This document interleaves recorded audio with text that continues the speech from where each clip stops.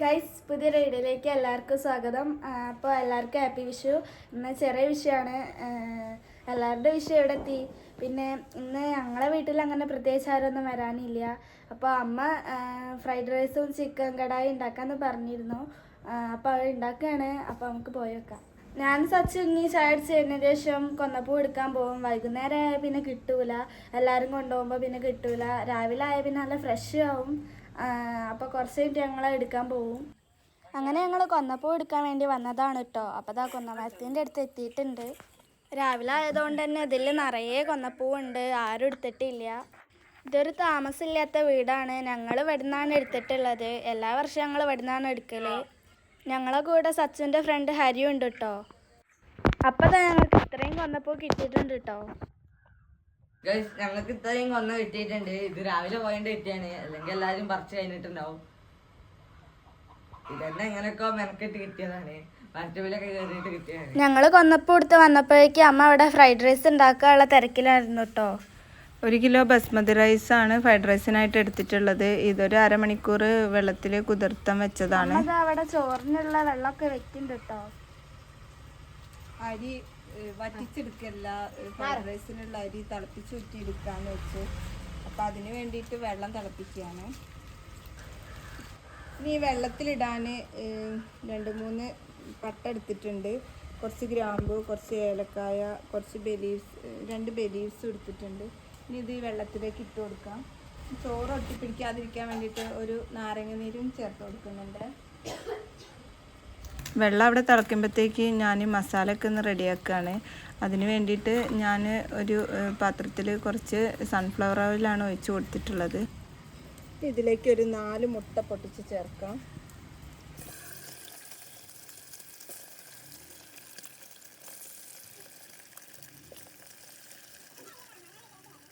കുറച്ച് കുരുമുളക് പൊടി പൊടിച്ചത് ചേർത്ത് കൊടുക്കാം.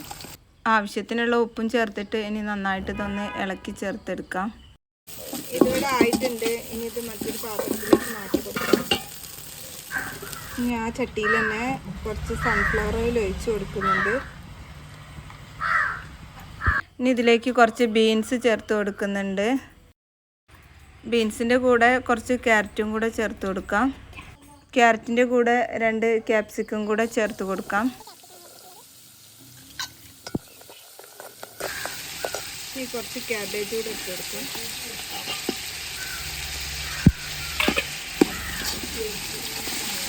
ആവശ്യത്തിനുള്ള ഉപ്പ് ചേർക്കുന്നുണ്ട്. ഇനി എല്ലാതും കൂടെ ചെറുതായിട്ടൊന്ന് വേവിച്ചെടുക്കാം. അധികം വേവിച്ചെടുക്കണമെന്നില്ല. അപ്പൊ ഗൈസ്, ഇത് ഫുള്ളും ഞാനാണ് ഉണ്ടാക്കണേ. എന്നിട്ട് ഇനി കുറച്ചേരം കഴിഞ്ഞ് ഇതാവുമ്പോ അമ്മ പറയും, എന്ത് വരുമ്പോ അമ്മ പറയും ഇത് ഞാനാണ് ഇത് ഫുള്ളും വെച്ചത്. വലിയ വീമ്പളിക്ക് എല്ലായിടത്തും വരും, ഇത് ഞാനാണ് വെച്ചത്. എന്നിട്ട് ടേസ്റ്റ് ഉണ്ടെന്നുണ്ടെങ്കിൽ ഒന്നും കൂടി വെക്കും, ഇത് ഞാനാണ് വെച്ചതെന്ന് പറഞ്ഞാണ്ട്. പക്ഷേ ഇത് ശരിക്കും ഞാനാണ് വെക്കുന്നത്. അപ്പൊ ഇത് വെന്ത് വരുന്നുണ്ട് തോന്നുന്നു. അമ്മ അത് കരിയുണ്ടോ? അമ്മ ഇതിൽ എന്ത് ചേർക്കും? അപ്പം ഏകദേശം വഴന്ന് വന്നിട്ടുണ്ട്. ഇനി ഇതിലേക്ക് കുറച്ച് ചിക്കൻ ഞാൻ വേവിച്ചെടുത്തതായിരുന്നു. ഉപ്പൊക്കെ ഇട്ടിട്ട് കുക്കറിൽ വിസിലടുപ്പിച്ചെടുത്തതാണ്. അപ്പം അധികമൊന്നും ചേർത്ത് കൊടുക്കുന്നില്ല, കുറച്ചേ വേവിച്ചെടുത്തിട്ടുള്ളൂ. അത് ഇതിലേക്ക് ചേർത്ത് കൊടുക്കാം.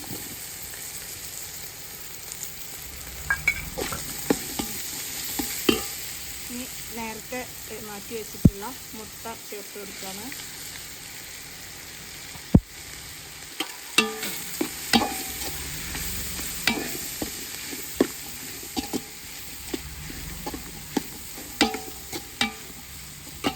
ഒരു 4 സ്പൂൺ സോയാ സോസ് ചേർക്കുന്നുണ്ട്.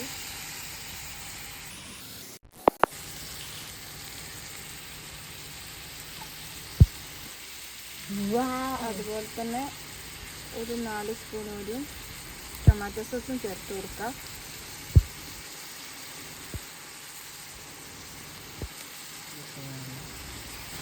കുറച്ച് ചില്ലി സോസ് ചേർക്കാം.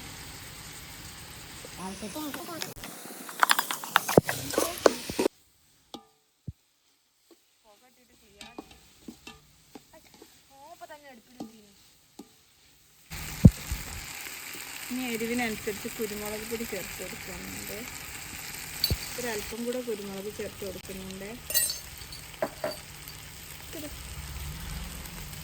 1 സ്പൂണ് പഞ്ചസാരയും ചേർക്കുന്നുണ്ട്.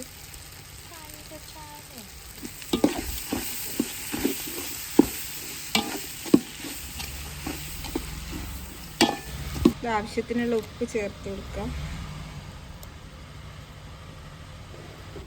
ഇപ്പോൾ വെള്ളം നല്ലപോലെ തിളച്ചിട്ടുണ്ട്. ഇനി ഇതിലേക്ക് നമ്മൾക്ക് അരി ഇട്ട് കൊടുക്കാം.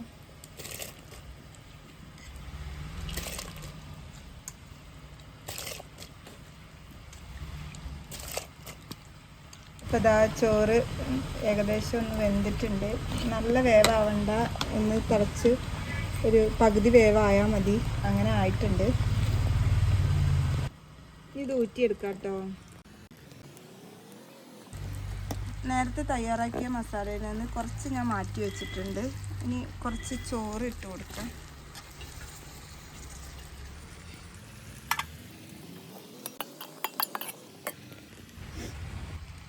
വീണ്ടും കുറച്ച് മസാല ചേർത്ത് കൊടുക്കുകയാണ്.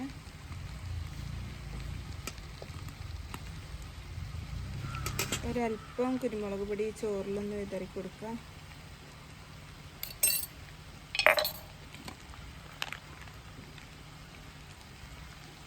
കുറച്ച് ഓയിലും ചേർത്ത് കൊടുക്കുന്നുണ്ട്, സൺഫ്ലവർ ഓയിൽ.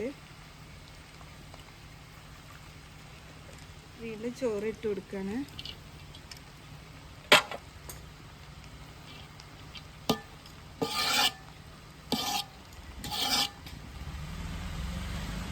ഇനി നേരത്തെ ചെയ്ത അതേ പ്രോസസ്സ് തന്നെ ചെയ്യാണ് വീണ്ടും. അങ്ങനെ ഫ്രൈഡ് റൈസ് ഇവിടെ റെഡി ആയിട്ടുണ്ട്.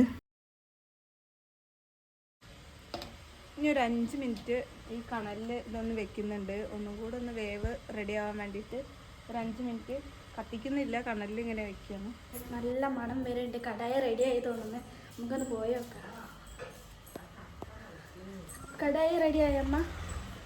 കടായി ഇതാ റെഡിയായി, റെഡി ആയിക്കൊണ്ടിരിക്കണം.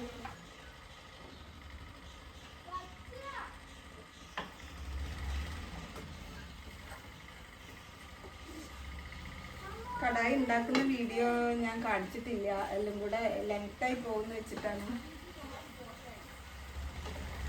അപ്പൊ ഗൈസ് ഞങ്ങൾ ചോറിനാൻ വേണ്ടി പോവാണ്. ഞങ്ങൾ കഴിച്ചിട്ട് വരാം. ഇപ്പൊ കണി വെക്കാനായി. ഇപ്പൊ രാത്രിയായി. അപ്പൊ കണി വെക്കാനുള്ള ഒരുക്കങ്ങളൊക്കെ ചെയ്യാനായിട്ടുണ്ട്. പിന്നെ നാളെ കണി വെക്കുന്നതിന്റെ വീഡിയോ ഇടുന്നതാണ്. അപ്പൊ എല്ലാവർക്കും ഹാപ്പി വിഷു.